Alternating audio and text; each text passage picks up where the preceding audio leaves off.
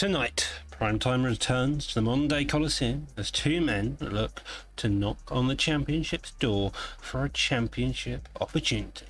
Both men look to lay claim to being the number one contender, but only one will triumph.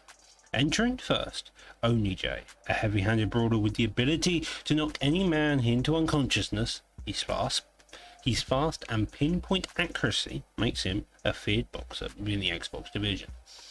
Dave is a great competitor. I have my hands full tonight, but I'm looking to make my name and do it in my style. But in order for Oni J to make good on his promises, he must defeat one man. Entering BFAP Dirty Dave, a mauler of man, one of the greatest wrestling prospects the esports scene has today. His fluid movement and ability to mix and takedowns with his combinations make him a feared competitor. I'm ready to knock on the champion's door, and tonight I will solidify my place as the rightful number one contender. And so, with all that being said, strap in for a wild night's fight that is stacked from top to bottom. Welcome to Primetime. Fans of Primetime, welcome back. We are glad to be with you on this lovely warm summer's Friday night. I am in the booth, STK Reaper, here beside the voice of Primetime, the Dr. Slot, the Damien Moya Main, the man that'll tap you out in a moment's notice. And my goodness, Doc, look at this card.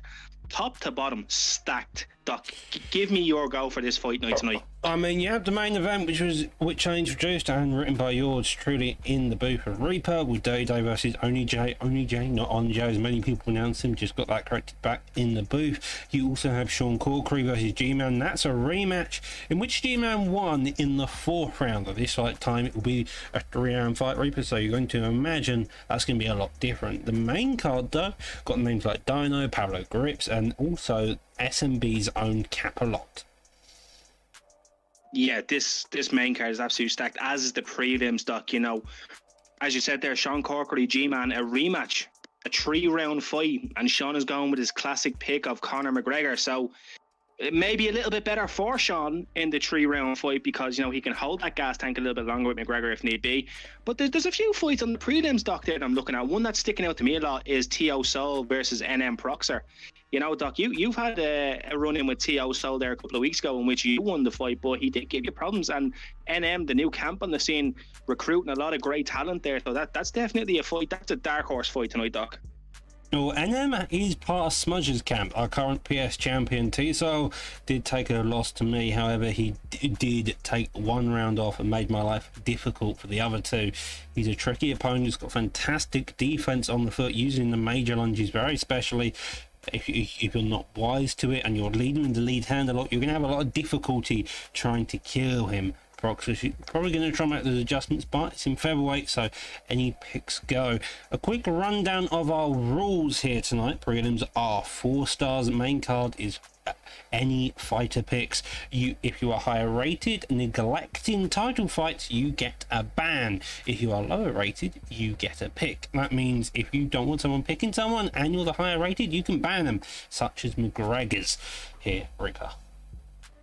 Yeah, and the ban ratio really varies in different divisions, especially now with the new addition of Chito Vera, the 4.5 star, Doc. We might see him on the main card tonight if we get a bantamweight fight. I'm looking forward to that, Doc. Definitely 100%. Well, we do have one bantamweight fight on the card, so maybe we'll get to see it there. Dino versus RPG Corrupted MMA. That'll be the most interesting one. Maybe we get a bantamweight fight. Maybe we get to see Chito Vera. Who knows? The man does, interestingly, have a rear side kick to the head, which is a very unique move because not many people have it. But instead of going down the entire and latest updates with Volkanovski becoming a 5-star, let's get straight into the first fight tonight. We're going to have ICB Lepo versus TMF Noggin. These two guys have been trash talking each other non-stop, and let's get straight into it in the lightweight division here. When does Lepo never trash talk his opponent, Doc? This is going to be such a great fight. Lepo is one of those guys that is a strategist. He's a mental warfare kind of guy. He likes to get into your head. He likes to kind of piss you off before the fight. And Noggin is a bit more conserved, right? Noggin's not the trash talking type of guy, but it's nice to see Lepo bring that out in people as we see a Anthony Pettis pick locked in here, possibly going up against the McGregor in lightweight, Doc. Yeah, McGregor in lightweight, he's got a lot of hands, he's got speed, power, as you can see, 96 punch power, 95 punch power, 96 punch speed, sorry. And he's also got the footwork, he's got the chin, his stats are a bit high place, kick his legs, you'll be fine. But you've just got to be wary, because Pettis has got leg kicks, so if you're Pettis here, you're going to be wanting to kick your legs, reduce that power McGregor, and then starting to engage into the brawling, because Pettis' hands compared to McGregor aren't fantastic here, Reaper. Yeah, and especially at lightweight, Doc, you're dead right there. If you're using McGregor at lightweight, you do still have all of the advantages of being the heavier hitter. The footwork, you really need to push your opponent straight toward the cage and just make it a dogfight for your benefit, because Pettis is looking to use those leg kicks, use those side step kicks, and he can't use those if you're dead in his face, which is what Lepo looks to do here. Straight away putting the block up and getting right in his face, Doc, and putting him up against the cage. Yeah, now just straightly took the hook over the top there as well. Leg kicks coming out on Lepo's part. Lepo's putting on the pressure, very composed and subtle. Couple with jabs from both sides, straight going through the block, uppercut straight there. Beautiful combo landing there, Reaper. And you got to imagine if you're Pettis, you already want to use a bit of those side kicks, use those teeps, just create that distance away from someone like McGregor here. Yeah, it's essentially a kickboxing bout in this fight, Doc. And, Noggin's doing a great job of now officially pushing the pace. And Lepo's kind of hanging back now. Wants to just see what he's throwing out. He knows he has 3 rounds to work. He's got the chin advantage. He's got the power, especially. The power is such a big thing in this fight. Because Pettis, right, he's such a great character. But he's shadowed by all these other fighters in lightweight, Doc, that do have the power. You have your Poiriers, your Justin Gaethjes, your Conor McGregors. Like, even Khabib has got crazy power at lightweight. I mean, Khabib also has the added benefit of the takedowns. A lot of people are too busy blocking low, so your jab straights can go straight over the top. But with that, the jab straights aren't landing by McGregor. Side kick does come out, doesn't get the distance it wants. Body kick back in retaliation. This fight's gone on for 2 minutes already. Both of them are doing fairly well in the stand. Side slip straight lead hook over the top as well. Spinning heel kick does get blocked. The straight doesn't land. A question mark kick also coming out here, Reaper. But again, it seems like they're still feeling each other out, still trying to get a general idea of how to adapt it. Yeah, it's definitely a very fast-paced fight, Both men really are pushing the pace, but they're also being super technical about it as well. No one really wants to throw out their weapons, if it be that, Doc. A lot of slip straights, jab hooks, but it's mostly to the head. That's what I'm seeing straight away. There's very rarely any body shots, and with these two men's type of body work, you can kind of let your hands go low a little bit, That's a lovely counter. It was a beautiful counter. It was a lovely slip back uppercut. He could have went to the body there, Doc, but it's a lot of head hunting right now from both men. This does seem like the type of fight that you do see a lot, where you bash each other's heads in until one of you gets stunned, until one of you gets rocked, and until the first person to get rocked is normally the one going down quite a lot afterwards. It's just a case of, I'm going to just beat you until you fall over, and then we're going to hope you fall over afterwards again. Yeah, exactly. And the leg kicks are coming out now. Both men are starting to throw leg kicks more frequently now. And there's the body shots now. It's one of those fights where it just really depends on who pulls away first, right? Obviously, you would think that Conor McGregor has all the stats and all the round tools to beat Anthony Pettis in this game. But Anthony Pettis is such a good fighter. He's so quick. He's so slick on the feet. His footwork is incredibly underrated in this game, Doc. And if you play Anthony Pettis right, moving in there with the pocket, almost like a karate fighter type style of fighter, you will be good. Yeah, sorry. I'm just looking at this fight. You're correct in using him as a karate style fighter. And to go over that entire first round there, you had McGregor kicking Pettis' legs. His lead leg is kind of in a bit of a sketchy position. A couple of kicks, it could get wobbled. McGregor's head health, though, kind of the same way. What Noggins done is he's put the pressure on every time Lepo's gone to those leg kicks and such. He's punished the leg kicks by working that chin health, and that isn't what you expect from Pettis, because Pettis doesn't want to be boxing, but somehow he's made this work. They're kind of playing polar opposite styles to each other, as you can see here. And it's crazy as well, Doc, because Lepo's taken such a back step in this fight. Very, very early in the first round, maybe the first 30 to 45 seconds, he was pushing the pace. He had Anthony Pettis on the back foot, and he was having a lot of success going to the head and breaking the block. But later on in the first round, he really took that back step and made Pettis come toward him. But Pettis is having such a good showing coming forward that he has to start pushing forward, Doc. Yeah, he's going to have to start pushing forward, but especially with that power, you can push forward, you can put the pace on, but Noggin looks like he's happy and he's worked that head health enough here. He really has, and that's a beautiful straight as well. That was to interrupt that combo. That was beautiful from Noggin. And he drops Leppo. He's in the guard of Conor McGregor, and Doc, you can even think if he does not get this finish here, this is where an Anthony Pettis player wants to be. Yeah, lovely deny there. Now Noggin has got to be careful. That is the reason why McGregor's going to be looking for the top mount. Does get so here, Reaper. Sorry to cut you off. And now he's in a very dangerous position. He really is, Doc. You know, Noggin, even though Noggin is on his back, he's very comfortable here, right? Anthony Pettis does have this submission, so he can kind of play around here a little bit on the ground, or as Conor McGregor would say, nice and flowy. He likes to be nice and flowy on the ground, but Conor McGregor, Leppo, is doing such a great job of just absolutely piecing that body up, Doc. Yeah, and that's what you want to do from McGregor. Just work that body. Just punch it over and over and over again. People underestimate how much damage you can do there. Even if you get stood up, by the time you're standing, their body is at least... You've done a lot more damage than you would have done just trying to beat them on the feet, and that's something that you really should use a lot more. Now, we got 2 minutes left. Noggin has got a knockdown. He's looking at a straight again. He knows that as soon as McGregor comes in, he'll throw something and do it. That uppercut probably should have stunned, but the chin health of Pettis is apparently too high currently. Yeah, it looks like that uppercut did catch him on the flush end of it, and somehow didn't rock him. I'm sure to Noggin's delight. But the way Leppo's fighting now, Doc... The way he's fighting now, he's starting to catch on to the fight here. He's getting a bit more than Rolling Thunder. Leppo is a man that just... That lead hook, though, that lands like McGregor's left hand, and that is exactly what you want. Lead hook, but ducking under quite a bit. Maybe a jab, uppercut, lead hook. But you've got to remember that pullbacks have been there. He's did get one landed earlier. If I'm Pettis, honestly, go to southpaw. I mean, like, if you fight McGregor southpaw with southpaw, you just end up with a better lead hook, in my opinion. Yeah, definitely. But I'm kind of looking at it here. Oh no! Job. The only reason that I can think that Noggin hasn't gone into southpaw yet is because he wants that rear head kick. That rear head kick for orthodox fighters is so good against southpaw fighters in real life. And there you go. I told you, Doc, mate, come here. I'm a retired fighter, Doc. I know what I'm doing here, bro. That rear head kick come out. You called it. For once, the commentary's curse not becoming the curse, but the good luck charm for Noggin to land. Fantastic job. This is the action you see when you come to watch Prime Time. It's the Prime Time guarantee. And the first fight of the night is bringing the Prime Time guarantee. It is bringing you levels of action in this beautiful opening lightweight fight that has eventually reached the third round here, Doc. And right scary. Now... Oh, God. Oh, woohoo.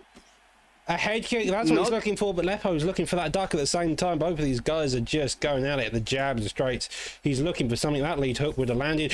Oh, that's a lovely hook, but the straight, the elbow following suit. Heel kick, but doesn't land. Now going to look for a body kick, maybe doesn't go for it. Now these two are in a minute of the third round, and this is just tense. If this goes the distance, this can't go the distance. It can't go the distance. Oh! This is a beautiful fight from both men. This is what you want to see from a kickboxer standpoint, Doc, right? You got a little bit of ground and pound there toward the end of round two, but right now these two men are putting on a fight of the night. Classic right here, Doc. Oh, that head kick, man, just screwed him up there. Duck there, and he gets the finish. Leppo coming back after 2 really sketchy rounds. That second round was definitely his worst round, and then he comes out, makes the adjustment, gets a couple of stuns, and that was the fight he pulled off there, Reaper. Leppo looked very good in the first round toward the beginning. The second round was all TMF Noggin. And then in the third round, it was just a back and forth. Who wants it more? Who wants to move up those rankings? Who wants that extra W coming toward the end of the season? And Leppo said, thank you. I'll take that. It's my time. And he's rolling momentum now, Doc.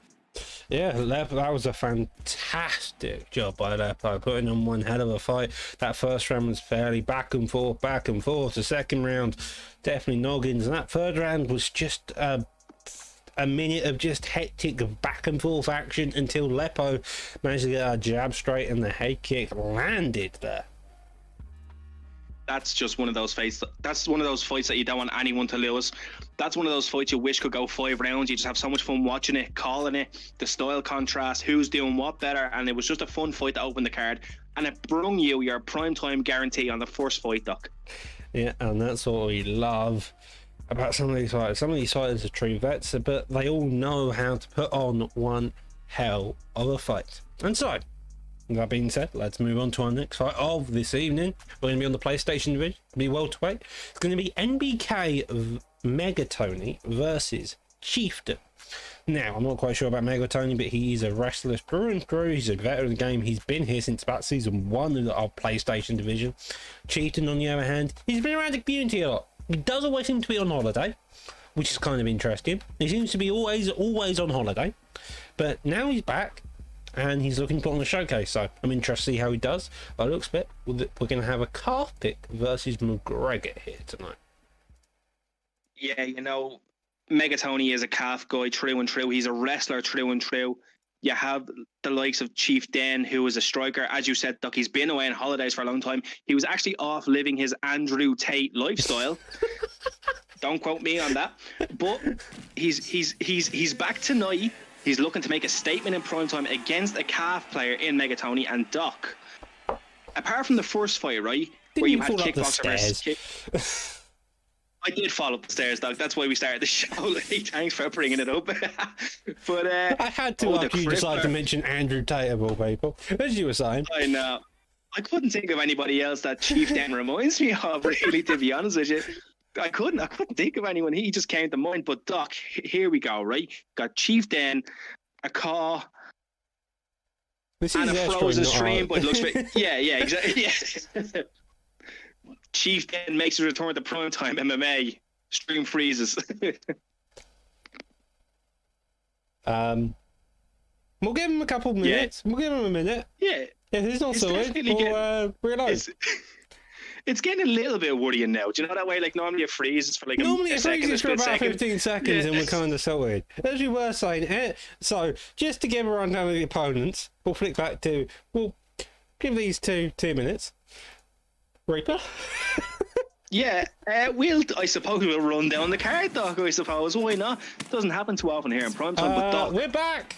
As soon as I flicked over, they decided to sit it over. Just for a matter of fact, I did see the calf pick on the floor. He's now currently injured and being pressured. He's coming back. Chieftain looking for the pullbacks like he always does. Lead hook, spin, heel kick there as well. A bit of a wild play style. The lead hook that's straight over there. That's a very worrisome idea if you're Megatony.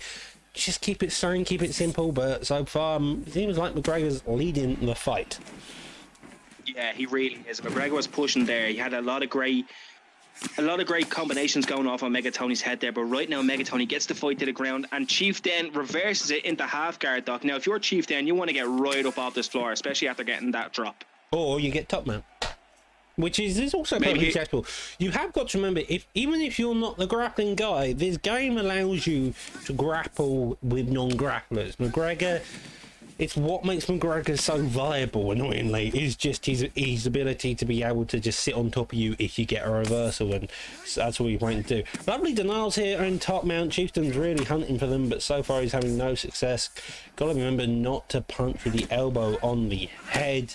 And now we're just seeing him cut McGregor's face up in full guard. Doesn't get in control time. Now full guard here and looks to disengage Reaper. Yeah, I think that's very smart from Chief Den. You know, Chief Den is a part of the Team Truth camp. I think that's very smart on his behalf. They've got a lot of great strikers in there. And, you know, for Megatony, that's got to be a bit frustrating, right? Because what's happened there is you've been dropped by Conor McGregor and then Conor McGregor laid on you until he decided he wanted to get up. So for Megatony now, the game plan has to switch, Doc. He's got to be thinking, okay, what can I do now to pull this fight back in my favour? Because I got dropped very early on in round one, in the first minute, perhaps. And now he's kind of just swinging at air. Chief Den's doing a great job of maintaining the range, maintaining the distance. And Chief Den is deciding when he gets to enter, Doc, right? You know, Megatony's not pushing forward like he should be. Yeah, and that's kind of the way you want your fight to be going. And Megatony's having no success. A bit of a taunt there. Overhand also lands. Now looking for the finish. Was about to say, don't ever play with your food in a league fight. You don't know when it's going to come back and come try to eat you instead. Now the top mount really doing some great success. Probably another top mount could get him the finish here. Instead, though, we see a hard-watching game by the looks of it, and now the ground and pound.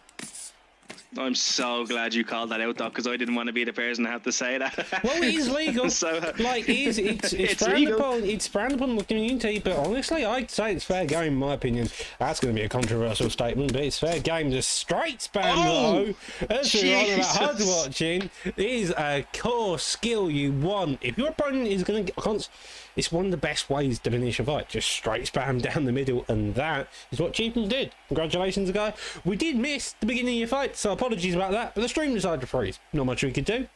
Good job from what we saw. Congratulations overall. Fantastic striking. Good pressure on the ground overall. Megatony tried. He did his job. He took it down, but sadly, Chieftain just was able to be a bit more tense on those reversals there, Reaper. yeah, Dan was just ready to come in here tonight and make a statement with that McGregor pick. You know, it's definitely risky going against any type of fighter in this game with a calf pick. You really have to be on your game with that. And Megatony's done that many a times. He's prevailed many of times as well, Doc. But just tonight, Chief Dan was just a little bit too much in that fight for him. Yeah, sometimes a fighter is just a bit too much. Sometimes in a leg fight, it just goes all to hell. You come in with a game plan, and for some unknown reason, everything you try to throw at him just goes to hell. And that's one of the biggest differences between a very high level player and a very mid-tier player. Is just your ability to make the adjustments, is your ability to read your opponent, figure out what's going on, and having that fight IQ to not only adapt and adjust, but to make those adaptments and adjustments on the fly, not several fights down the line. Yeah, you're spot on. The sign of a great fighter or a great player is to be able to make those adjustments on the fly. If your game plan isn't going to plan to what you came in with, you've got to be able to adjust at the snap of a finger, or the hook of a lead hook or anything like that. I mean, you have to just be ready for anything that your opponent's going to throw at you in there. And tonight, Dan just had a better game plan, I guess. Yeah, sometimes that adjustment is as simple as switching stances. What I recently found is if you switch stances, a lot of the time people get a bit confused. Just a tip. If you're having difficulty in striking, switch stances, opens up some different angles. Anyhow, though, with that being said, we're going to move back over to the Xbox side. We're going to be middleweight. This time around, we're going to have Toasty Toes versus BFAT Warbsy. This stream is froze again. Hopefully this doesn't happen. They are back now, and let's get into this. By the looks of it, we're going to be having Ken Gastelum versus Lyoto Machida. Yeah, we're going up the card nicely, Doc. We've had a lightweight fight, we've had a welterweight fight, and now we've got a middleweight fight. Toasty Toes and Warbsy. So it looks like we're going to get a Kelvin Gastelum. And excuse me, Doc, but I cannot see who that is in the yellow trunks there, as it is Lyoto blocking Machida. the view as we're looking at the Lyoto Machida. Oh, great pick. Two great fighters. So you have Kelvin Gastelum here, who's a great kickboxer, also has a fantastic wrestling. And then you have Lyoto Machida, a legend of the sport, whose stats have been updated. And Doc, to be honest with you, he's quite a dark horse in this division now. I mean, KM Caliber beat Trixie with to get a title shot. And that'll tell you everything you need to know. Yeah, because Cam Caliber is a great fighter. Yeah, that's dead science. That's all you need to know. The fact that if someone as high rated as Cam Caliber can come out and get a win over the GOAT of PrimeTime with Lyoto Machida whilst he's fighting Rob Whittaker, you know for a fact Lyoto is a very viable pick. However, this is Toasty Toes. An interesting part about Toasty Toes, he's a wrestler. That is a bit strange. Yes, it is entirely. Warbsy, on the other hand, part of the BFAB camp, well adjusted, well adapted across the board. Feel like we should have talked about this beforehand, but anyhow. He's a well-adjusted striker. He knows how to work the body. He's looking for pullbacks already. Now, though, looking for the clinch, got taken it against the cage, but we end up out of the position. Switch kick to the body. Interestingly enough, I'm pretty sure Lyoto has a switch kick. A death kick, though, comes out, working that body again. Lead hook, uppercut there comes out as well. This is a very clean approach by Toasty. He's working his opponent slowly, steadily, and paying tension. Lovely rear hook there as well. Yeah, and of course, you know, as you said there, Doc, earlier on, that Warbsy is actually part of the BFAB camp, which is probably why he chose a striker tonight, because maybe, you know, Toasty Toes didn't want to go to ground with Warbsy because, you know, you have Dirty Dave in that camp who's in the main event tonight. And you know Dave can be given those ground tips to make it a really long, just a gritty fight. Maybe indeed. You're never particularly sure what people's game plans are until you come out and see what they do. Warbsy trying to get some fancy combos off using that head movement, but so far Mr. Rossetti, also known as Toasty Toes, is just staying calm, peaceful, relaxed, just using that footwork in-out motions and just poking and prodding his opponent. Yeah, he's using Lyoto Machida great, right? Because you know Kelvin Gastelum doesn't really have the reach to him, right? So if you're using the bigger fighter in Lyoto Machida who's dropped down from light heavyweight, you're going to have that reach, you're going to have that experience in there. So the way he's fighting now is so clean and just so like, it's do you know what it looks like, Doc, right? It looks like he's using Lyoto Machida as a Floyd Mayweather almost. He's in and out of the pocket, he's not getting hit, he's not taking damage, he's playing great defensively, he's landing the shots and getting right back out, Doc. Yeah, and that's kind of how you want to be playing the game in general. You're a striker. The best defense a lot of the time is footwork. If you're not there to be hit, you don't have to do anything to make sure you don't get hit, and that's kind of the way it is a lot of the time. And that's a lovely clinch defense there, working that body and uppercuts through, and up another uppercut there. Jeff kick coming out, a lead hook as well there. Uppercuts follow him. It seems like Warbsy's quite a lover of the uppercuts. Toast in your hand, quite a lover of the body kicks here. Yeah, and it definitely goes back to what you were saying, Doc, about great fighters not getting hit. And I believe it was Muhammad Ali that, if you can quote me on this, is he said, it's all well and great to hit hard, but it doesn't mean nothing if you can't find nothing to hit. As Warbsy gets a beautiful, again, Doc, in the clinch, a reversal. And now Warbsy using the calf kick now, that's definitely something you can look to be using against Lyoto Machida. Slow down those kicks and work those legs. Well, on the note of just giving us a recap, 12 to 31 single strikes in the favour of Lyoto Machida, we can also point out the stamina of Gastelum. As you can see, that's a massive difference. It was a lot lower at the beginning of the round, and now you got to imagine if you're Warbsy, you want to put on this pressure a bit more. Those body kicks of Lyoto have played massive dividends to them. Both of them have got a level 2 jab by the looks of it, and that is probably arguably the best jab in the game in my opinion. Now digging down to the body and up top as well. These two are just going back and forth here. Yeah, and I love that level 2 jab as well, Doc, because it's such a long jab, right? You can really push it in your opponent's face without getting in too much trouble, especially with the longer fighters. But it's just the way, I'm loving the way right now Toasty Toes is fighting. He's just in and out of the pocket. He's so elusive. He's just having such a great fight, and he's actually causing Warbsy to lose his stamina. For Warbsy, I feel like going to the legs, or maybe take him down, you know, put him on his back, see what that looks like at this point of the fight. Okay, interesting elbow. Fair dues. There you go. It's a bit odd, but we continue. It's really nice, just the general striking, especially when I know Toasty more as a grappler and stuff, is just seeing his in and out footwork. He's coming into the pocket, not throwing anything, and then backing out, and it's making his opponent throw. Sometimes a good offense is just standing in your opponent's face and not throwing anything. That's it. Yeah, Doc, you're spot on, but I don't like what he's doing here. He's starting to lunge now, and Warbsy's starting to get an idea of what he wants to do. If you're Toasty Toes at this point, maybe duck and then move. Don't just kind of look to kind of circle out because it's not working. Oh! As he catches him with the knee and the body rock, Doc, and now Warbsy's in big trouble here, Doc. If I'm Toasty, I'm switching to southpaw, or is it southpaw or orthodox? Just to open that rear body, but the switch kick's there, and that's what he wants to be working. Jesus, now working this, but Toasty decides to disengage. He knows that he doesn't want to be on the ground. Switch kick there does work fantastically. Uppercut straight also follows down. Now following down for the finish. He's trying. He's down. This Gastelum's having some sincere courage here, just trying to stay alive. Yeah, you know, this fight went from very technical to very brawling, right, real quick, right? Because, you know, you got Toasty Toes now, who has literally just drained the Warbsy stamina. His stamina is literally lower than the word stamina, Doc. Like, he's in all comfortable positions here, and there's only 50 seconds left in this round, and then you've got another 5 minutes of round 3, so literally Toasty can take his time and knee him. Yeah. I was about to say, why is Toasty lunging all over the place? That defense is a bit wild. He was looking for one big count. He didn't need to lunge anywhere.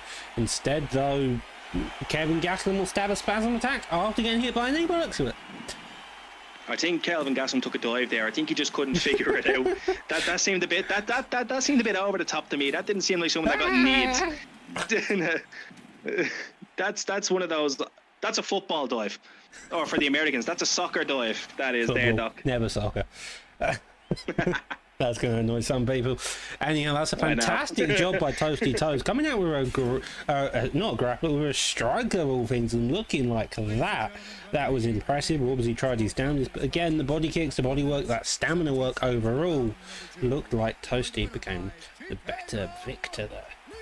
And so, yeah, Toasty. Yes, Doc, excuse me, sorry, but Toasty definitely made some improvements on the feet, Doc. I've never seen him look that flush, especially with a Lyoto Machida pick. I agree. I definitely agree. That was a brilliant performance, to put it brazenly. That's, I think, the best we've ever seen Toasty come out. He's definitely been in the back training, probably working in practice mode or something, because that is an impressive striking phenomenon put on someone like a part of the BFAB camp as well. And so, all that being said, we move on to another Xbox title tonight. This time around, we're going to be fighting KM Intro versus SMB Fonty. Now, KM Intro is a man that has been around a lot. He's beaten the ESPL champion of Mr. Hammer, and so you know he means business. He's been in title contentions within PrimeTime. He's part of the KM camp, and Caliber's highly touted within our top 5, so you know that he trains with the best of the best. SMB Fonty, on the other hand, is a striker through and through, if I'm not mistaken. Don't quote me on that. I'm not particularly sure with the SMB lot. I just know they want to sprawl and brawl. Reaper. Yeah, KM Intro, the Kingsman camp, right? The men, you know, if you're part of a camp and you call yourself Kings, you best be willing to perform like King stock. And, you know, KM Caliber is one of those guys that does perform like a king. And I've seen Intro around the scene quite a bit. And trust me, Doc, this man fights like a king, trying to defend his kingdom. And tonight he's going to be fighting Sprawl and Brawl Fonty. And I have seen Fonty fight before. He's very, very heavy on the kickboxing, Doc. So you were right there. He's definitely looking to sprawl and brawl tonight. Yeah, sprawl and brawl is what you want to be doing against someone like Mr. Intro. Make it dirty, make it gritty, and then hopefully your opponent suffers here. Now you've got Cody Garbrandt, a man with Mr. No Chin. However, he's got the hands of doom. The only issue is you don't want to go full Garbrandt, otherwise you end up asleep on the canvas. Song Yudong, though, will sit in your face and box your bloody head off. You can't ever go full Garbrandt. You can't go full Garbrandt until he's been rocked twice. When you get rocked twice, I give permission to go full Garbrandt. Fonty, I'm telling you now, Doc, for Fonty, this could be an underrated pick because Cody Garbrandt's got hands, and I know Fonty's got some sick head movement, so he might want to look to work that body tonight against KM Intro here. Did you just call Cody Garbrandt one of the most picked 4-stars in the game underrated? He's very underrated. Cody Garbrandt, right? I think a lot of people, when they think of Cody Garbrandt in competition fighting, is his chin, right? His chin is blah blah blah. His chin is suspect. She's got a glass chin. If you don't let your opponent hit that chin, it don't turn to glass, Doc. I mean, Cody also got very good grappling, honestly. So if you want to grapple and just beat your opponents in with the 98 power hands for the first round or so, work your opponent's chin down to keep them coming back again, and then engage on the feet afterwards, is an entirely viable idea. It's also what you want to be doing. You can probably fight in Cody, but anyhow, that is what Cody can do if he lands the shots on 4-piece combo coming out, works the body a few more times. Song Yudong now on the back foot. Cody's looking to put on the pressure anyway in which way he can, but so far he's just happy to stand in his opponent's face, use that jab, come out leg kicks, and Intro's having a bit of difficulty really trying to get himself started here. Yeah, Fonty is doing such a great job at the minute of poking and prodding. He's got Song Yudong on the floor. It's so important for Fonty now that he doesn't get overzealous and just try and push that pace to the point where you would go full Garbrandt. So, you know, if I'm Fonty, I'm still relaxing. I'm taking my time. I'm posting. I'm working the body, and then, you know, for KM Intro, he's got to go forward, Doc. He can't sit in the center here with Cody Garbrandt. He's got to put him up against the cage and minimize that head movement. Yeah, minimize head movement, just push him, put the pressure on, get a jab established maybe with an idea. Lovely switch kick there. You saw how effective they were in the last fight against Warbsy. But now Dean down his body, lovely block counter there. That's a lovely little block thing there, right? That's a lovely. That's the slip off to the outside, and then that's the rear uppercut into the lead body hook. It's a beautiful combination. You see it a lot on ranked, not so much in comp fight because it's a risky combination, Doc. And most people use it in ranked because they can get those points back. But in a comp fight, you're never getting that back. So it's definitely a dangerous combo that KM Intro is comfortable with throwing in this fight. Oh, that's a lovely bit of head movement there by Cody. As you mentioned earlier, definitely putting the pace on. Both of them engaging in a wonderful 4-piece each way. Is faking the calf kicks to go up top, faking down low, coming up top afterwards is a successful idea.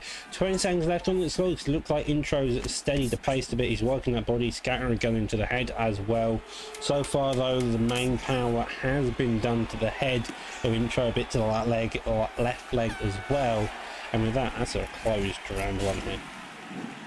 It is, and especially for Fonty to get that drop so early on in the first round, and then to remain calm and composed and really not put himself in the firing range now. I wouldn't be going for too many exchanges in the pocket with Cody.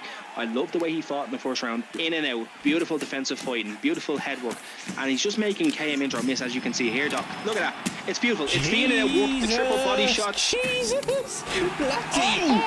He went past Paul Garbrandt, went to overcharge Garbrandt, and now he's just raining on this power. Ow. Jesus! Intro did not stand a chance as soon as they touched gloves there. No, that was Fonty saying, I need to make a statement, right? That was Fonty. He literally just made Cody Garbrandt look like the Cody Garbrandt of old. You just saw the Cody Garbrandt that fought Thomas Almeida, the Cody Garbrandt that defeated Dominic Cruz in a 5-round absolute masterclass of boxing, and he just made Cody Garbrandt look like a 4.5 5-star pick there, Doc. Power in Cody's hands were utterly ballistic. He just went full on. Intro only landed one strike in that second round. Jesus, Garbrandt did not give him a chance. He went past Paul Garbrandt, went to overcharge Garbrandt, and poor KM Intro just did not have a response. And you have to think as well, Doc, right? KM Intro, as you said, he's been around the scene for a while, right? So we know he's highly ranked everywhere in this Discord, right? In our community, he's highly ranked. He's a well-known name, and for Fonty to do that to him, that's quite insane. That's a little bit insane. Fonty's been making those little adjustments, and it looked perfect tonight, Doc. I can't use any other word except perfect. Yeah, it was just a fantastic performance. That first round, he looked like he had a bit of difficulty against Intro, but he downloaded, recouped, coming into that second round and just put on the utter haste. And so, Reaper, we now move back onto the PlayStation side, don't we? We are going to be having T-Soul versus NM Proxer. What do you know about these two? Doc, I have fought T.O. Soul a couple of times, and I can tell you he's one of the most frustrating people I've ever fought with those lunges. I swear to God. I can fight that man 50 times, but he's just made levels compared to where he was in the last couple of months. He's just been rising up the PrimeTime ladder slowly and sneakily, Doc. He's really climbed these rankings sneakily. It's like you kind of go, oh, T.O. Soul, yeah, oh, he's here to fight, and then he puts on a performance and like, what the hell? I know he has been in the past, and every time his matches have come out, he's always had a few issues about how we don't talk about him enough. But I hope that satisfies his urges. We have talked about you at the beginning, so there you go. NM Proxer is a guy that is always good as a boxer. He's going Dustin Poirier. He's going to be arguably one to put on the pace here, and that's what you want to be doing. Close the gap, make it tight, make it neat, and that is how you're going to work Giga Chiatske down. Yeah, I was waiting for the Doc. Do you know what? I was waiting for you to say it. I can normally pronounce the name of that one. It's just my tongue's decided not to work today. The correct way to say it is Giga Chikatse. But if you're KOA humble, you can settle for Giga Chikadaisy. Beautiful leg kicks from Proxer here coming out here, Doc.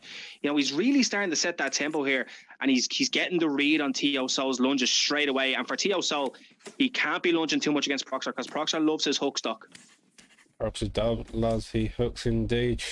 The southpaw stance also allows you opening a Poirier to really get that lead hook going, but so did T Soul moving into that southpaw himself. So both of them are now in opposites. It's the same stance, that'll be the word. And so the lead body kicks open, the lead head kick, the lead hook is also open to the body. He's also lovely job there. That's a lovely counter.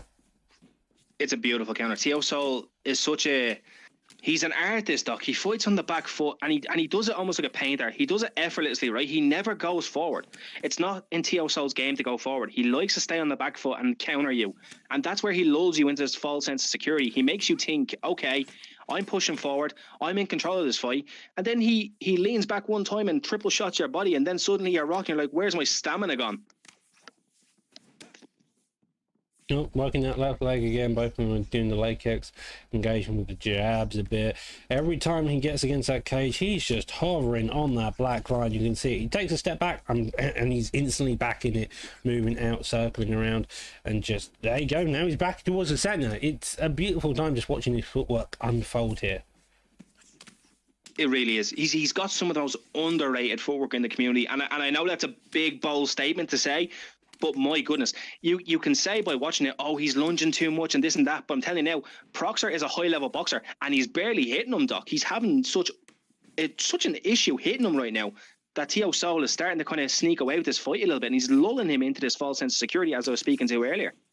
But one of the biggest issues, though, is to speak into the favour, is exactly that. I was about to mention it. Is, yeah, lunging into it, yeah, it's fine. But as soon as your opponent makes a read on it, as soon as he gets a read on it, and your opponent starts just going ballistic every time you lunge, because a lot of the time he's coming in with a jab. He's either faking the jabs and then throwing something afterwards when he knows he's going to lunge into it, and that's kind of the read Proxer's game. It's effective footwork up until your opponent gets a read on how the footwork's going to go. Yeah, or unless he starts kicking your leg to shreds like we just saw there from Proxer as well, because, you know, Giga Chikadze is a great pick, right? He's a solid pick, but with Giga Chikadze, you can't be up against the fence too much because you have this, you have the reach, you have the length, you have to use it. So if you're taking the back step approach and you want to fight off your back foot, circle. Don't even lunge, just keep circling, because sometimes those lunges can get you into trouble, as we've seen there. And he just caught him beautifully and dropped him there, Doc, which may have actually stalled the round. It may have stole around, and I think that was a great success. I think he already had it due to a leg stun earlier on. He had 2 leg stuns, 1 knockdown, and he just kept catching him each time. And so now let's move it into the second round. Touch of gloves to begin off with. Giga Katse, or Giga. Yeah, we're just going Giga. Giga is the one needing to make adjustments here. Proxer is going to have to make sure he makes reading them and just continues what he's doing as he puts on the pressure here so far. Yeah, you know, first thing I'm noticing from Teo Soul is he's going right on that back foot again, Doc. And as we were saying, that's all well and good. If you have room to move, by all means, make this your strategy. But when you have a guy like Proxer who is now caught on to your game plan, you can't do that. You have to come forward. It's no longer your game plan to play off the back foot. And Teo Soul only knows how to play on the back foot because he's had so much success with it, Doc. So he's going to have to maybe switch up his game plan and find new ways to get the fight in his favor, but it's just so far out of his depth, Doc, that I think as he goes for the takedown, but Proxer may be comfortable here as well, Doc. We never know. Oh, switching to side control instead, though, we end up in sprawl. Is Proxer just going to hold this position to let his opponent beat his back in until he ends up with full G8? He does so like so. Congratulations, evidently probably a chance of pre-deny, I'm going to assume, because you don't normally have that much G8 instantly come out. Lovely takedown, though, in retaliation. Have got to be aware of the rubber guard and any other attempts Proxer could have. Fakes the top posture up and then gets the reversal round. No, he keeps sprawling him. So for now, Teo Soul, right, he switched up his game plan. He's put the fight on the ground. Now Teo Soul can just wear on Proxer here. He doesn't have to make any sudden movements. He doesn't have to, you know, rush anything. He could work the body or just flip him back over into side control, Doc. That works great too. But if I'm Teo Soul here, I'm burning out the clock, right? There's not been one rock, I don't think, in this round. So I'm just going to hold him here. I'm going to wreck his body because it's Dustin Poirier. I think he's a 4-star fighter at featherweight. So he's going to be able to have that kind of gap here as both men make themselves back to the feet there. Yeah, Poirier's main issue when I did look at his stats at featherweight was just he's got a bit worse in terms of grappling and health stats. But he's striking, still killer. He's got a 95 and 96 respectively, if I'm not mistaken. Double fakes there, gets a reversal. Now we get to see Proxer on top. Giga's been the one wanting to be on the ground all this time. Goes for an armbar, gets himself gas there. Now straight into top mount. And we could be seeing a top mount ground and pound position here. Maybe get to see straight. Does get denied. Fantastic job by Two-Soul making the read. Now we are back into half guard. Yeah, Two-Soul can't wait for Proxer's stamina to regenerate there. He had his stamina basically flashing, and he didn't make any signs to move there. I think he was just a bit nervous to move, but now he's got the reversal. He's got himself back in the half guard. If he just remains calm, Doc, he can really do some wear and tear here against NM Proxer. Yep, and now we end up in sprawl position. We are having a difficulty putting back in, but now neither of these guys seem entirely adept or any type of clue on what's going on. But Giga's just getting that ground band at the very end there, reaps it. Yeah, they're definitely just kind of going with the flow on the mat, right? They're kind of reversing each other, getting their own little ground and pound off, seeing whose damage can do what more, seeing when they're posting to read those shots, see when they're trying to move their head to read those shots. But as we say here, Doc, we're back on the feet. We're in round 3, and at the minute, Proxer was looking good there up until that takedown, Doc. But this round is so close that if it stays like this, I think it might be a Dustin Poirier 29-28. Yeah, it's looking like it may be, but again, if you're Poirier, you just want to get on the feet, you want to put the pressure on. T-Soul's making it gritty and dirty with just shooting takedowns with Giga, but if you're Two-Soul, you need to finish. You probably want to be pushing the pace there. You want to be putting the pace on, making your opponent suffer. But so far, Proxer's got the read on the takedowns. He since he's staying composed and he's looking for big counters anytime Giga gets too aggressive here. Yeah, and you notice there as well, Doc, the second that he didn't get that takedown, right, he went back to the back foot and gets dropped with a beautiful lead hook. Justin Poirier with those, I believe it's 93, 94 power, Doc. I believe in featherweight, so he's still got those hands. And now Two-Soul is really behind the 8 ball. I don't really see a way out for him in this fight as Proxer pumps out that jab. He's just poking and prodding. He's letting Two-Soul make the mistakes on his own. And it's looking like it could come to an end here, Doc, right now. He's got the distance sorted here, just Proxer. You may be correct. He's having some success, but he isn't having a lot of it all at the same time. There is some serious difficulty that he needs to make the adjustments on. Giga again on that back foot, as you mentioned, but he just can't. He's having so much difficulty here, it seems. Yeah, Two-Soul was doing such a great job in round 1, where he used his footwork to the best of his abilities, and he really confused Proxer. But now Proxer's gotten to the stage of this fight where he's like, okay, I've kind of caught on now. Leg kicks and hooks are going to put you down. So when he has him like this, he's making sure. Like Proxer's just making sure, even if he throws one hook in these combinations, it's going to scare Two-Soul to move any type of way. Doc, he can't keep lunging, not this late in the fight, because if he keeps lunging, he's going to get himself knocked out or leg kicked to death. Proxer's got to be careful though, doesn't want to engage. His stamina's still decently low, so one uppercut could be the catch. He's now working that body as well, which if I'm Proxer, I'm just not doing. However, what I am doing is hitting with a jab, with straight into a lead overhand, working it and then get it back up on the feet, because I just cannot be bothered to deal with that ground and pound defense, which is good, but that hook though, Jesus. Swapping out the lead hook for the rear hook, and the rear hook will always be stronger because you're posting off the back foot, Doc. Bit of boxing knowledge for you there. It's also a rear hook, so that's the power hand. Anyhow, Giga, if you look there, you look for a pullback. He went to counter instantly, but I think as you mentioned, that lead hook, he timed him well, and the rear hook instead met on his chin, putting his lights out. That was the case of Proxer just got more and more adapted to Two-Soul style as the fight went on. He had a bit of difficulty at the beginning because of Two-Soul has that footwork, but as soon as he made those adjustments, as soon as he adapted to that type of footwork, he got a read on it, and he ended up having the most success there. Yeah, and it was a beautiful fight from both men. You know, Proxer is very highly respected in this community, and Two-Soul just showed in one round. You can confuse him. You can really get your damage off and make it work for you. Maybe wouldn't have went with the Giga Chikadze pick, but it's Two-Soul's bread and butter. It's his way of playing. He has to play that way. It's how he knows how to win fights. And Proxer just kind of caught on mid round 2 and said, I've got this in the bag now. I know exactly what I'm doing. Yeah. And so we move on to our featured prelim of tonight: Brady versus ICB Gemini in the lightweight division. And to join us in the booth now should be the Mr. KM Caliber. Hello, I'm a bit late. But we're here now.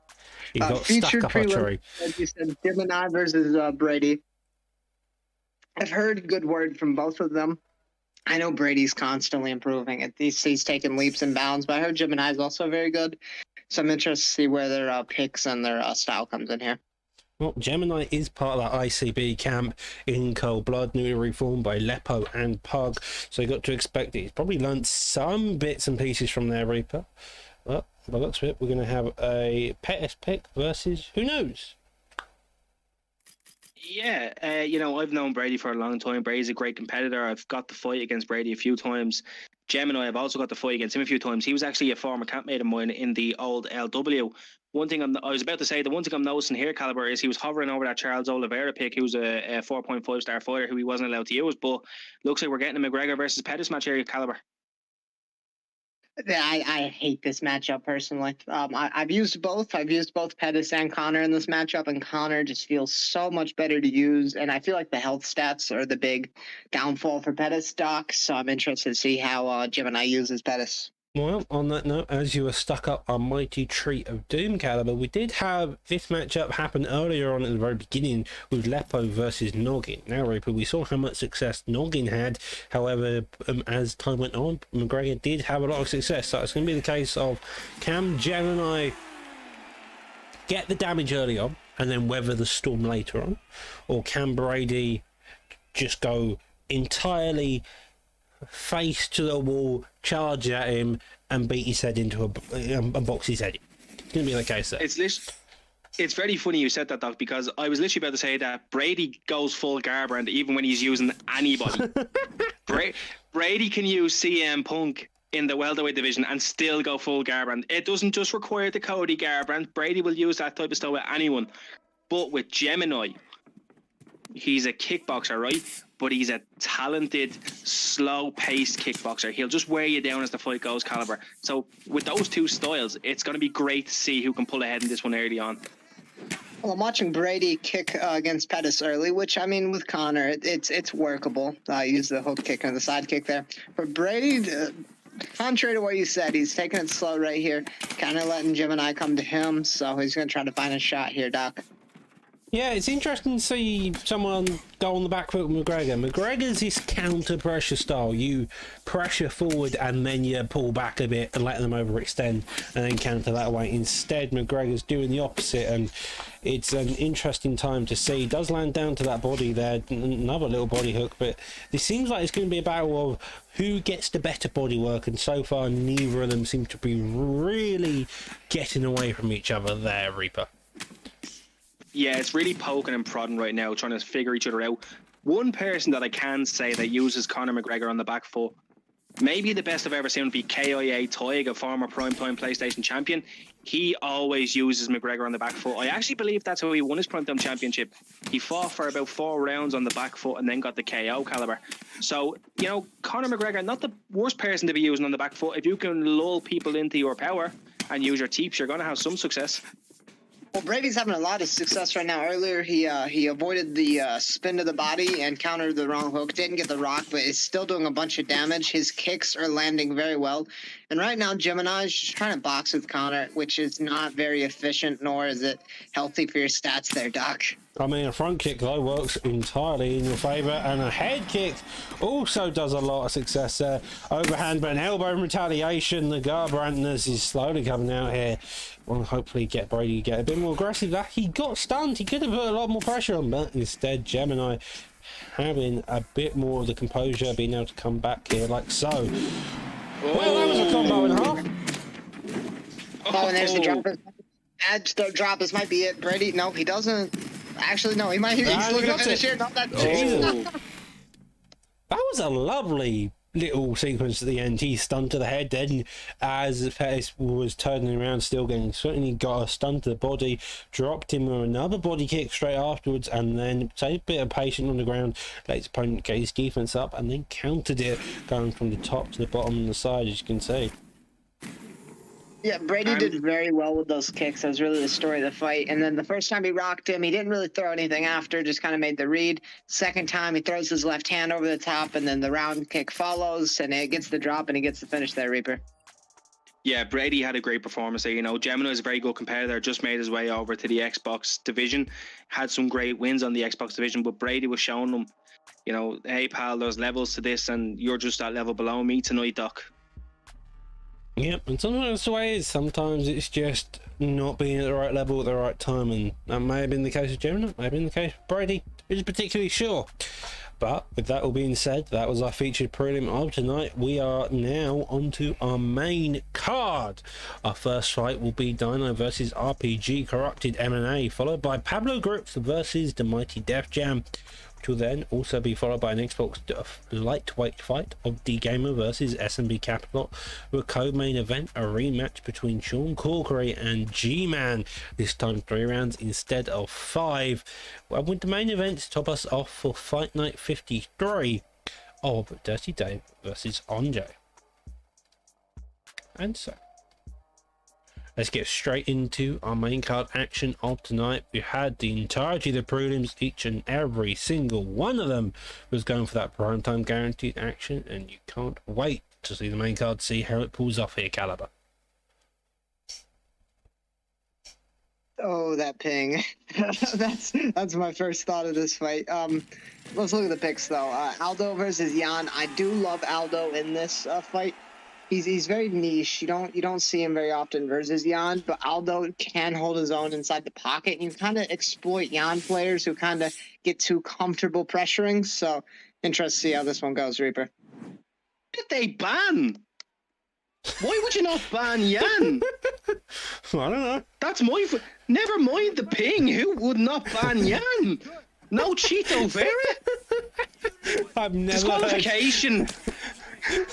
I've never heard Reaper so confused in my life. Congratulations, Corrupt and Dino, for confusing the living head out of him.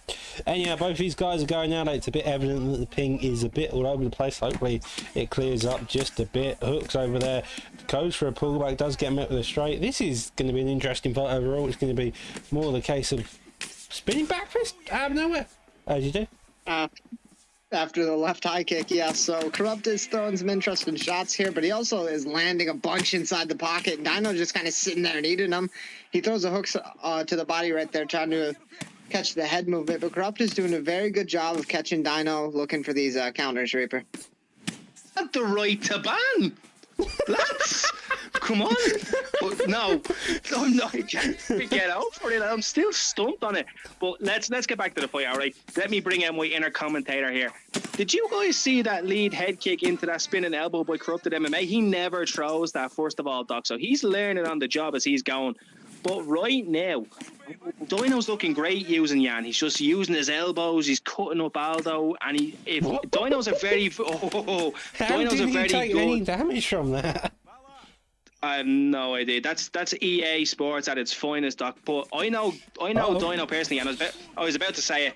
Dino's a wrestler. Why isn't he wrestling, Doc? Well, we're down Crucifix, 2 minutes left on the clock. A lot of time to work here, Caliber. As you can tell, this fight seems to be fairly all over the place. We've got a lot of spinny shit, and now we've got elbows trying to cut the face of Aldo. Lovely deny even on the ping, and now again, punching, elbow, punch it, punch. Uh-oh, This might be quick. it. Might be over. He's got to defend himself. And no, Nope. he's out. Yep, that's very reminiscent of.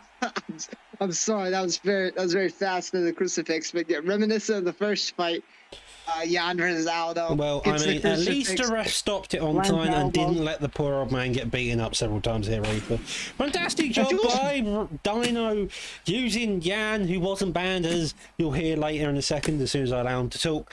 And some nice combos coming out by Corrupted there. Hashtag ban Jan. Caliber, come on, like, agree with me, like, seriously, come on, like. It's down to the fighter's choice, and if it's not banned,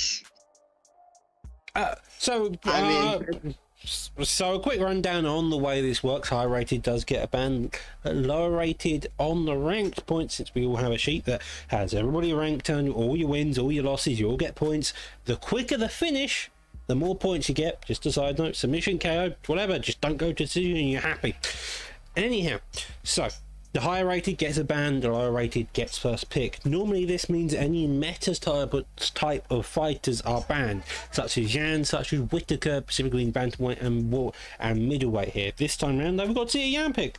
Kind of odd. Title fights work a slightly differently, with title fights allowing any fighters. So, the contender picks to weight, the challenger gets first pick. Champion gets first pick, apology. That's the way it goes. So, what was referring to. Why not ban Yan? Who's particularly sure? But that's where we are, and that fight is over and done with.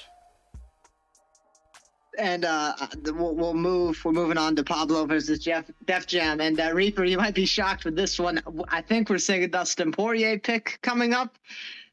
I do see Justin Gaethje as well. Very interesting. Conor was banned in this matchup, but I still think Dustin is better. But these guys, both heavy boxers. If you have Gaethje, I think Pablo's going to go to Dustin, maybe. Oliveira, who knows? Maybe you got Khabib, you got Chandler, you got RDA. Nobody ever goes RDA. Why does no? So here's a genuine. Why does nobody ever go RDA? RDA is just, if you want to grapple, you're going to use a Khabib or Oliveira, and if you're going to strike, obviously, Dustin, Gaethje, Conor. But both of these guys. Did you see that? I won't move. Sorry. Did you see that? Did you see that his controller died? Ooh, lads, if that's not sorted in the next 3 seconds, he's going to get knocked out. Caliber, sorry to cut you off. His controller looks good. I want to go to the players, though. Both of these guys love their pressure-heavy style. Pablo loves his low kicks, and as well as his counters. His counters are very good. So Def Jam's got to really watch out for the return shots from Dustin Poirier, Doc. Well, Poirier's doing what he did to McGregor, looking to work those legs, but also going up top now, working the body as well. Gaethje's got leg kicks of his own. He's got a 5-star rear leg kick, and if you want to be training leg kicks, that works entirely, but neither of you can have any power by the end of it. Now both of these guys engaging in the pocket, trying to hit each other in the faces, bang the heads across the cage. Leg kicks land there, jabs getting established, lovely check as well.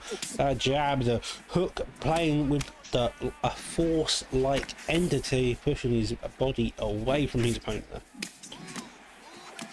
And one thing I'm noticing, that leg is torched already, and if you're Pablo, that's not good, because that's not even his lead leg, that's his kicking leg. So if Def Jam lands his low kicks early in this round, he could have a big advantage, and really the fight's just, we're just now getting in a fight. There's a high kick from Pablo, but he's got to watch out these low kicks, Reaper.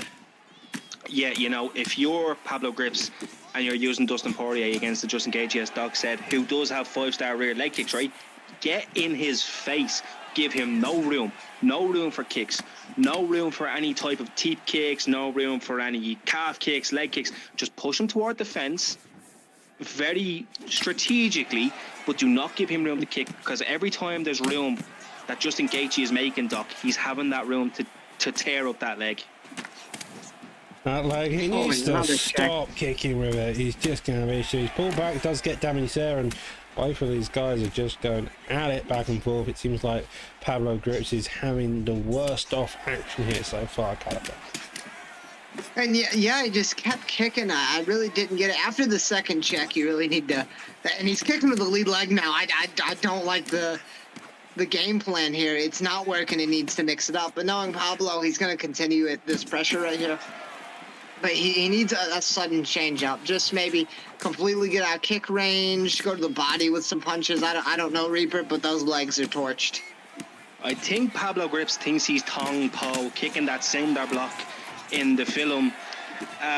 General film is Jean-Claude Van Damme, and his brother gets his back broken. He's got to fight Tong Po, kickboxer. He thinks he's a kickboxer, Tong Po, Doc. I don't know if you've ever seen that film, but it's a great film. And Def Jam is doing such a great job in this fight, lads. Seriously, Def Jam is actually, as much as we're saying and we're talking about the leg kicks, Def Jam is doing such a great job of bringing Dustin Poirier's hands low in order to work that head as well, Doc. Yep, straight there, lands and over the top. Both of these guys are just engaging in an utter boxing fest. They tried the leg kicks, boy, having not much success. Now engaging up top. Double hooks, look for the pullback there, and a straight just as Gaethje goes to that core block. Looks like Gaethje won that overall through leg stuns, 24-15. Similar strikes, Calibre. Got to imagine if you're Dustin Poirier here, you're going to be making some serious adjustments coming into the second round. Def Jam's biggest weapon right now is his patience, and he's using it excellently. You talked about how Gaethje landed more. He threw less punches. That's how well he's landing right now. He's getting Pablo to walk right into his shots, and he either lands the low kick or he lands the cross down the pipe right there. So Def Jam, he continues this pace, he will find a finish. It's just a matter of time, Reaper. Yeah, and Def Jam is now doubling up on them jabs as well to keep him at bay. You know, he's definitely poking and prodding, and he definitely knows he's ahead in this fight. You know, Doc, he knows he's ahead in this fight right now, does Def Jam. So he doesn't have to take as many risks as Pablo does. Well, that's impressive. I mean, a round of applause. It started off with a straight right hand. They landed late in the first round, comes out, lands it again, then he works the body, and then the big flying knee to finish. There's a signature Justin Gaethje flip off the cage, but beautifully done by Def Jam. Worked everything well, and the body punches at the end. He did find the finish. That was arguably the best setup thing I've ever seen. That setup was insane, Calibre. Did you see that? The triple body shot into the lead jumping knee. You could just tell he had worked on that in other spars, and he knew that was going to be the shot tonight to get it done for him. That's beautifully done. You often don't see the lead flying knee. Either see the rear one or the double knee Jose Aldo style. But beautifully done by Def Jam. That one you're going to have to remember, and he's probably going to look to climb up the rankings there. Next up, Doc, I think we have D Gamer versus SMB Capilot, I think. I haven't looked at the card. Yeah, no, we have SMB Capilot versus D Gamer. These two should be fun. I think they're in the lightweight division again. I don't know. Are they? Lightweight division. Lightweight. We've got two back-to-back lightweight fights. So, D Gamer, part of the former TFA, AJS, SMB, well, evidently part of the Sprawl and Brawl camp. We saw Fonty earlier fighting your campmate Caliber to say that the man went full Garbrandt. We understatement to Garbrandt, he went overcharged Garbrandt. Well, I wasn't here. It didn't happen. Fair enough. Good enough mindset for you, I suppose. But we're going to see an Oliveira pick versus Dustin Poirier. We've seen Dustin Poirier just before now. He did have quite a lot of difficulty with Gaethje, a lot of difficulties at straight. Could Oliveira offer the same thing, or will Oliveira look to take it down and just use his attributes? We all know that as soon as Oliveira gets stunned, though, plus 10 to all attributes. I have been experimenting with the Oliveira pick. I do enjoy him. He's very well rounded. His kicks as well can really separate himself from Dustin Poirier pick. That's really what he needs to work. So if you're on Oliveira, land the calf kicks, land the side kicks, and that round kick to the body, and he'll have a nice night out. Yeah, and don't get punched in the face against Dustin Poirier, because your head health will disappear quicker than a father looking to get away running for milk, Doc. Yeah, okay. Takedown 10 by D Gamer does end up getting the stam drain, but so does D Gamer there. Now faking the lead hooks, looking to go up top instead. Goes for the jab, elbow there, followed by the lead hook. Interesting pick. Body shot does land. If I'm Dustin Poirier, I'm putting the pressure on here, Cal. I'm going to stick to boxing. I'm not going to kick, and I'm just going to use that jab, making your back against that cage, and then really start opening up and just working you there. Well, it needs to be smart pressure. You can't walk into these Oliveira front kicks, these elbows, and especially his clinch work into the takedowns. He's very good in that aspect. There's another takedown attempt. Capilot does get him off of him. But yes, he needs to be smart with his pressure, but it will work out in the end. Yeah, Capilot's doing such a great job here of keeping Charles Oliveira up against the cage and really working that calf kick. You know, that's 3 calf kicks that we've seen now that have really chopped up that lead leg, Doc, of Charles Oliveira. Oh, that's straight there. Does go to body, goes up at top as well. Lovely Superman punch, but out of range. Overhand, getting a bit too aggressive. Fakes to the body and then goes to the body again, expecting the head kick. Lovely trip there. Does quite a lot of damage to the stamina when you land that. And go straight back to that calf kick, Cal. I hate to put a guy while he's down, but D-Gamer to me looks a little bit panicked. He's throwing a lot of shots out of range. There's a knee into an elbow right there. Nicely done. But and now he's moving forward. I don't like the plan. He gets rocked for it. But right now, I think D-Gamer just needs to slow it down. Yes, your takedown's not there, but you don't need to overextend his combinations again. Oh, they're up as well, and it's falling apart right here, Reaper. Yeah, you know, D-Gamer needs a new way of getting the fight to the ground. Maybe try a clinch and put him on the cage, because right now, you know, SMB Capalot is doing the right things, and he's making the Sprawl and Brawl camp proud, because that's exactly what he's done tonight, is sprawl and brawled, Doc. Sprawl and brawl, he's just been putting on the pressure. That slip straight is now landed twice. The stamina bars nearly getting as low as stamina, but I don't think he's going to have a chance to. The way he's doing, he's just going clear of that boxing. He's standing there, he's finding his shots, he's putting on it, nearly gets hit by a calf kick there, but crane kick, sorry, but Tayoshi, and a straight there also lands. That might be it. Looking for the finish right here. He's just going to throw hooks, not going to overexert himself, get caught. And right now, Capalot is just, he's put on an ideal performance for Charles Oliveira. Hit him in the body, his head opens up, work the base, and it's looked beautiful so far. The round will go to round 2, but as you can see by the stance, he's already completely gassed out. 4 knockdowns, probably a 10-8. If I'm D-Gamer, I don't know exactly what I'm going to do in the second round, Reaper. D-Gamer is knackered. And we have 10 more minutes still to go, and his lead leg is chopped up. He's getting slipped straight to death, and he gets the takedown there, Doc. Okay, Doc, so now the fight changes, right? Now we get to see what his game plan is like on the ground, Doc. Any advice you would give here to D-Gamer whilst he's on the ground? Punch his head in. That is the advice of the night when you're on the ground. If you've had such a bad first round, stay patient, stay composed, but make sure you get the damage off. You're scoring the points here, and you do damage. That is what your key game is so far, though. Does go into sprawl now. You work the body, but stay always patient. That is what the ground game is, Caliber, as you know very well. Staying patient, not getting frustrated, and being able to read your opponent as time goes on. Well, right now, Capalot really has no threat. He can go to half guard, eat the body damage. He's able to get up from here. The ref is going to stand him up, or D is going to stand up himself. Going to go for the sprawl right, transition right there, doesn't go. I don't think that stalls the clock out, so I think he's about to get stood up maybe 10 seconds here. But he did get the takedown on the double leg. Yeah, there's the ref get up. He did get the takedown on the double leg. My guess is that's not going to work again, so I'd love to see him maybe look for the clinch and go for a tie or single collar trip, Reaper. Yeah, the only thing that will actually reset the referee stand-up is a posture up and down from full guard or half guard. That's literally the only thing that will reset the get-up. But, you know, Capalot is just having such a solid performance right now, using Dustin Poirier as, the lead hook puts him down, Charles Oliveira, but now... Working into the body right there. Yeah, right. I feel like Capalot's now in a position where you can be a bit more pressure heavy. You can look for that finish a bit more. Yeah, it's understandable when you point your opponent's got that was a lovely hook. Whoa! And then lead hook again. Yeah, he's gonna look for the finish here. No, he's gonna go for it.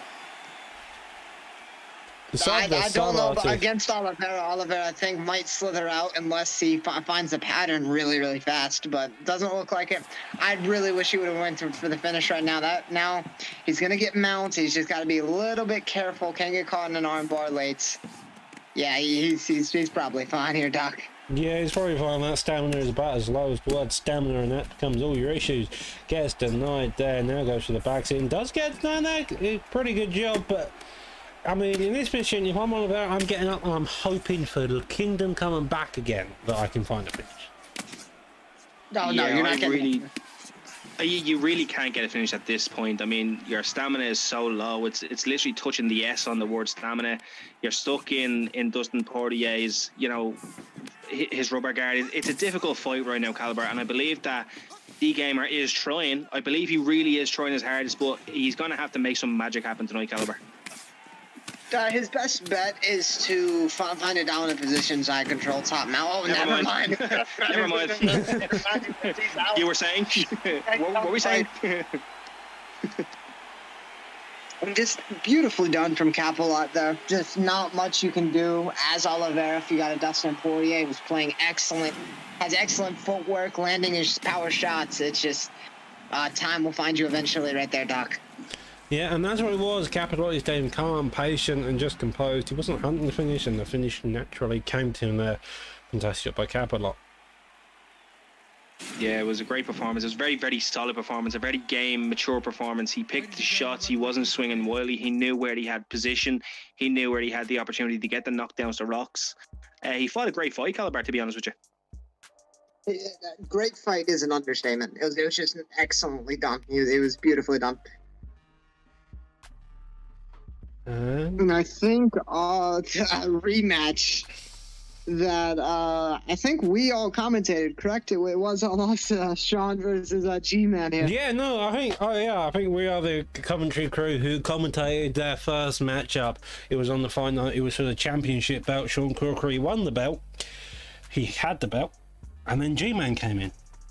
This man got beat up for 3 rounds straight. There's no two ways to put about it. No offense to G-Man, he got beaten the head up for 3 rounds straight. What proceeds to happen is Sean Corkery gets half guard. He gets revert. He's in bottom half guard. He reverses into full guard, and G-Man, of all things, pulls a giddy out, and Sean Corkery taps. Has to be arguably one of the most comeback finishes I've ever seen. So congratulations, G-Man, on that. But this time around, I'll do it again. But you got to do it in featherweight, and you're fighting him with 3 rounds instead of 5, sorry. So 3 rounds fight between these two. Sean Corkery had 3 dominant rounds to begin with. Will he have it the same, or will G-Man manage to find a giddy again, but quicker here? Let's find out. I feel like one thing, yes, it is 3 rounds, but also I feel like that benefits G-Man more than will Sean. Sean, last time these two fought, came out, the first punch he lands, he gets a knockdown. I don't think that's going to happen again. G-Man is very, very lethal on the ground. Hovering over Jose Aldo, that's very difficult versus Legacy Connor, but I have faith in G-Man. This is going to be a little bit closer, I think, the first fight showed, Reaper. It's definitely a reset of strategies, right? G-Man knows now what to expect out of Sean Corkery. Sean's going to come forward. He's going to work his body, work his head. He's going to piece him up, Doc. He's going to go absolutely full Garbrandt, just like he did in the first fight. And for G-Man, he's got to remain calm. And I believe G-Man's going to use the same strategy, take the fight to the ground. Yeah, I'm not sure how good those takedowns are, but it's possible. I do know he has pretty good guillotine, so that may be something we have to see later down the line. But here we are. We're going to have a little Torn and McGregor kiss to start out this 3-round war before the main event of this evening. Oh, I hate this camera angle. It's just other thing, man. Very reminiscent of the first matchup. These guys are just standing in the middle of throwing. G-Man landing. There's a wheel kick from Sean, and right now Sean is just—he's looking to march him back against the cage and land, Reaper. Yeah, and the funny thing is as well, a fun little side note is when Spartan or Sean Corkery defended his belt against G-Man. G-Man was using Charles Oliveira. Sean used Conor McGregor. Tonight, G-Man is using another Brazilian in Jose Aldo, fighting against another Conor McGregor. So there seems to be a little team here going, Doc. Again. Sean is landing. Oh my goodness! Pull over. And Sean's landing a lot, just like their first fight. G-Man needs to get his head off the center line right now. He's getting hit a lot. He's overextending. That's a right hook right there, drops him. And Sean's not going to jump into the guard this time. He's going to look for a clean finish, Doc. Does nobody understand the idea of slowing down the pace? Because I don't think G-Man does, and I know Sean definitely doesn't. He's just going full ballistic at him. But G-Man, as the grappler, maybe wants to slow the pace down. Maybe just back off a bit. Maybe just let your person reset, goes for another takedown, does get it this time. No, he doesn't. And that is the core adjustment you want to see from Sean Corkery. Letting G-Man get the takedown gives him that time to reset, gives him that time. And that's what he's doing. Elbow there does land, but doesn't get the stun. Anything so far, Reaper. These two are going full Garbrandt, and I absolutely love it. This is a great fight. This is literally Charles Oliveira versus Dustin Poirier. Charles Oliveira versus Justin Gaethje. Charles Oliveira versus absolutely anybody. These two men are going full Garbrandt here. Trying to pull Craig. Sadly, McGregor having... And Sean is playing excellently right now. He's not going to jump into the guard, risk getting flipped. I think if he gets a drop with about 30 seconds left, he might look for the finish. But that's already 3 or 4 knockdowns. If he gets another one, the fight just might end from a flash KO. And G-Man's got to adjust somehow right here, Doc. Well, I mean, slip hooks off to the side, reading that jab fantastically. Does go protecting himself, doesn't get it. Line kick there again. Not landing. Leg kicks also coming out. That right leg of McGregor's decently hurt, but the chin health of G-Man's gone, so is to Stam. Elbow the stun though. Fantastic job. Lead hook arms over McGregor's defense, standing quite nicely. Every time it seems like Sean Corkery is having success. It turns out that G-Man, he just Oh, wait, no, you gotta be careful. Oh, he's going to be very careful. That's going to be very careful. Jesus. And Sean's got to be careful. He's a little bit overconfident with how much he's hitting him. G-Man is very deadly. He's using those slip into the hooks and the pull elbow as well. There's a Kimura attempt. No time here, Doc, but I wouldn't say if you're G-Man, you're happy with that round, but you're certainly not completely demotivated. You've done damage to the head. You've got to pull back. You've got to knock down. So you evidently put into Sean Corkery's mind going, if I go out there the same way, there's a high chance that I'm going to have the same issue. Both of them have been throwing pull elbows. Both of them have used them fantastically. A couple of times McGregor has got away scot-free. That last time there around, though, he didn't, and that's probably going to give Sean Corkery a food for thought here, Reaper. So, coming to this round, both their stamps still fairly good for saying how many times G-Man has been battered in the face so far, but at this point, I feel like we should expect it. Yeah, but in the same time, it adds another layer to this fight, being that Sean doesn't only have to worry about getting submitted, but now he has to worry about G-Man striking and his pull elbows, right? So G-Man knows Sean isn't going to try and take him down. It's not in Sean's nature to take someone down. Sean's the type of fighter that wants to stay in your face and KO you, right? It's just his way of playing, Caliber. But now you have to kind of go into the aspect that I've been dropped by this guy that submitted me a couple of weeks ago. I really have to slow it down. You have to use McGregor as a slow, pressured fighter now. He doesn't need to completely slow it down, but he's just got to. He gets the drop right there with the left hook, looking for the finish right here, and gets it. He's out of there. Beautifully done from Sean right there. And he didn't need to slow down completely. He just needed to really round out his techniques. He's getting hit a lot just in recoveries and the random pull elbow, the slip hook. Second, Sean adjusted to that, threw a little bit straighter shots, threw the round shots when he needed. He immediately gets the finish, Doc. And that's what he did. He just did a fantastic job making the adjustments, making the adaptations, and that definitely is going to make one happy Sean Corkery. G-Man, condolences on your loss, Sean Corkery. Congratulations for reading your opponent and getting the finish like so. But good co-main event overall there, Reaper. We now move on to our main event of this evening. Now this fight, it's an interesting fight, isn't it? It is. Dirty Dave versus Only Jay, welterweight division. You know, it's going to be a hard one to pick. Obviously, Dirty Dave, the more the grappler style fighter, the guy that will lay on you for 5 rounds and really make it a tedious fight, frustrate you if you can. Only Jay, a kickboxer, a very solid kickboxer. I'm not sure about his takedown defense, Caliber, but we're going to definitely get to see it tonight. And I love the Gilbert Burns pick from Dave. I'm pretty sure he locked in Gilbert Burns. Gilbert and Hamzat, you know, after their fight, they got that big buff, and they're very, very competitive to use. Dave's got to be careful of the footwork, obviously, from Oni J GSP. Oni's very good at making people miss. But I think I have Dave in this fight just for that grappling. It's gonna make a big difference there. Yep, Dave is known as a grappler through and through. He'll dive for your legs, he'll spear for your legs, he will cutter your legs and make you beg for mercy. There's no two ways about it.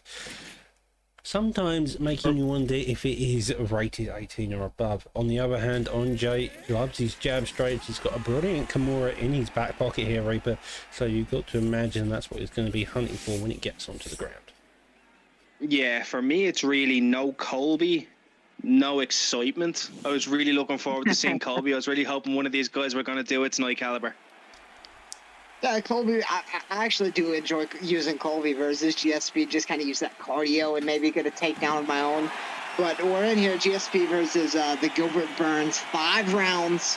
So both these guys probably a little bit slower pace. I expect Oni to use those karate style, the side kicks and the round kicks, use those and gain some distance versus the hard-hitting hands Gilbert Burns, Doc. Nope, so far got Burns staying composed and sorted. The main big difference I find with Burns is the fact his cardio is a bit all over the place.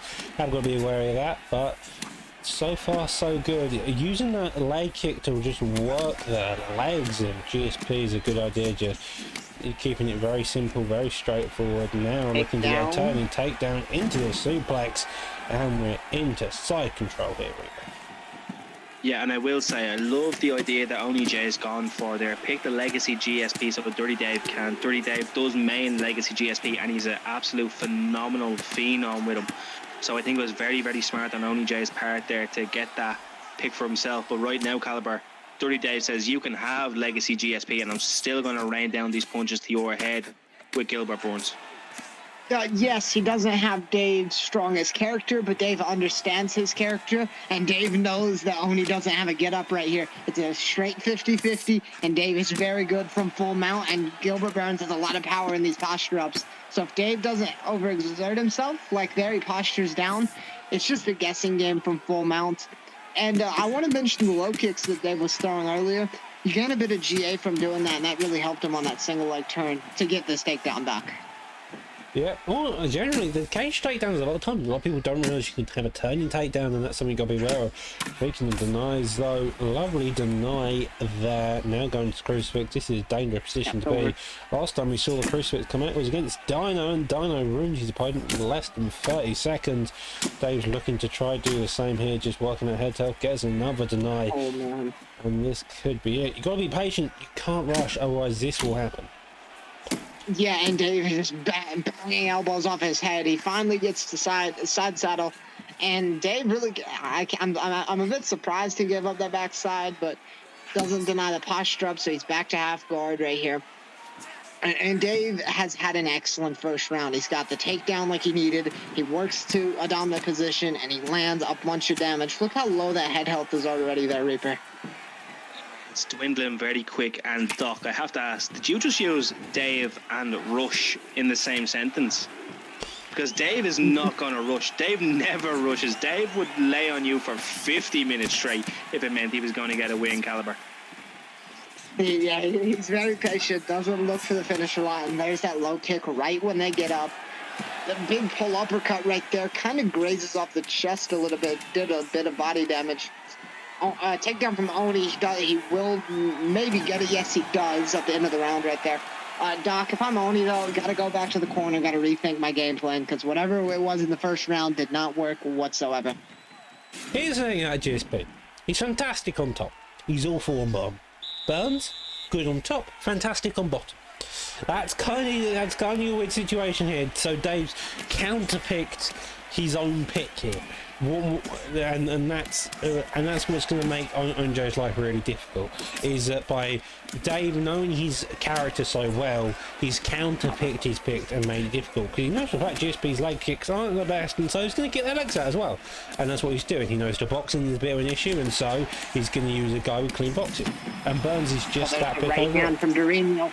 Looking for bigger shots right here, and Oni switched it up. He went for a bit more pressure this round. Didn't really work. He's back to the cage. There's a clinch work. I would love to see a little bit more clinching. You know, land some knees, try to gas out Gilbert. He's not as good in those latter half of the fight. But right now, Dave is just, there's that right hand again that he lands. Dave has looked excellent, Reaper. He really has. Dave's put it all together tonight, and he's really shown people why he really is at the top of this division without holding the championship, Doc. Yeah. He's impressive. Well, he has held the championship. Caliber took the championship off him, for God's sake. Now, both of these guys are on the mat. Burns, we saw this before, now going to top. Now we end up in sprawl. Could look for a gap he wanted to. Does get denied. A guillotine is on the table. Instead, though, backside is where he wants to go. And Dave's really just looking to make Oni miserable. You know, sub, he doesn't get it out well. But right now, Dave just holding top position. He finally gets full guard. Big deny, goes with the Kimura. Doesn't work. So right now, a bit of a neutral position. But Dave really can lay here all day. He's going to win these exchanges on the ground right now. Doc. Full guard is the best place Andre has hope for. You can get the reversals, you have 4 ways to go, and you have a couple of subs as well, which are very dangerous. Getting that deny though from Dave is big. Now he can start to work into the side control. Lovely read there, getting denied, but we're back into full guard. Dave needs to make sure he stays patient, but as you mentioned, Aretha, he is a patient sailor, and he will just make you stay there and just get frustrated and be in pain. Yeah, well, ultimately, Dave's on top and Dave's winning the fight. Dave understands this game he's probably in the top 10% of the people that actually understand this game and how he can get himself a win without putting himself in too much danger, Caliber, right? So for this game plan for Dave, he knows that even though these punches aren't doing the most damage, he's building up his GA and he gets unfortunately denied, and then he denies a lovely submission there as well, Caliber. These two men, and now the ref is going to reset them and restand them up there. So right now, Caliber, right, we're in the middle, we're coming toward the end of round 2. It's predominantly been Dave's fight on account of how good he's performed, but Oni J still has... I feel like Oni J has something in his back pocket that he's not shown us yet, Caliber. Oni just tunnel visioned himself, and maybe it just not a finish for this fight.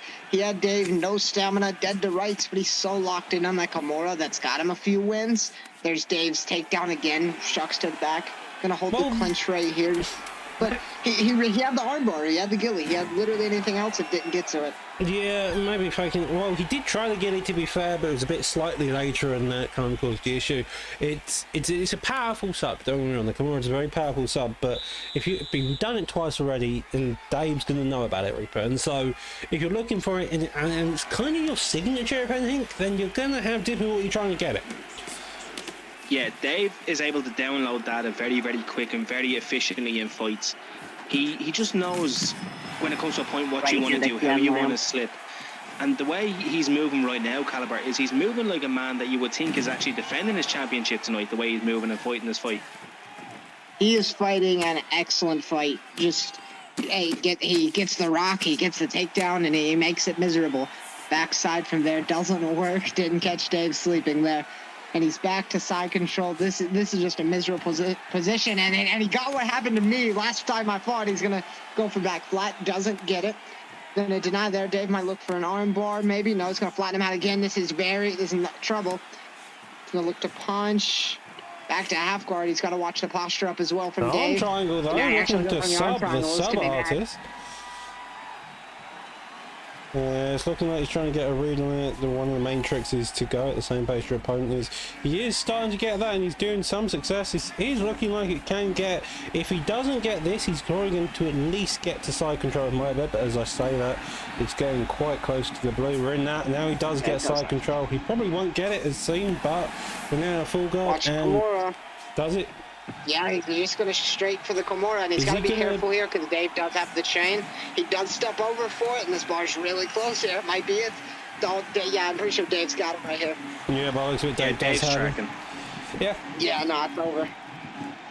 So he's going to sub the sub guy with his own signature move. Yes? And that's it. Beautifully done from Dave there. Yeah, so Dave looks for that. When he has a bit of GA and he sees you roll the sprawl or half guard, he'll step over to mounts, and due to contextual transitions, that gets you to back mount. So once he got that back mount, it was really the beginning of the end, and he gets him with the Kimura into armbar there, Doc. Yeah, Kimura into armbar. He did a fantastic job making a read on the opponent, getting the right denies, and overall, a fantastic job at getting the win over Andre. Stay composed in the entire fight. That third round looked like it was gonna maybe have a bit of difficulty, but he made the read. He stayed patient, didn't let Andre at any point really open up with the full guard, and that kind of allowed him just to stay in the fight here. Yeah, and it was really nice to see such a slow-paced fight, Doc, right? As we said, we were we were here from beginning to end, and we saw some fast-paced action, especially on the prelims moving into the main card. So it was really nice just to see that really slow pace, that slow burn, and just really watch a master at his craft at work caliber. Yeah, he's just so well versed on the ground. It's really hard to beat a guy that well, that much knowledge on the mats. So beautifully done there. Yep. There was a stat card from top to bottom. You had the fantastic main event, you had the co-main event where Shaw Conqueror finally got his payback against the Mighty G-Man, and you had the first fight of this evening. Started off with Lepo versus Noggin. From top to bottom, this was non-stop action, and this has been it for Fight Night 53. Catch us tomorrow at 3:30 Eastern, 8:30 BST for Primetime 68. Main event of BFAP Trixie versus KM Liam, and the co-main event of B3 Biggie versus the man in the booth here, Mr. KM Caliber. Have a good Liam's night. gonna batter him. you're gonna batter him. Alright, Caliber trying to talk shit about his opponent already, but with that all being said, as I mentioned, catch us tomorrow and have a good night. Stick around for the rage at the end.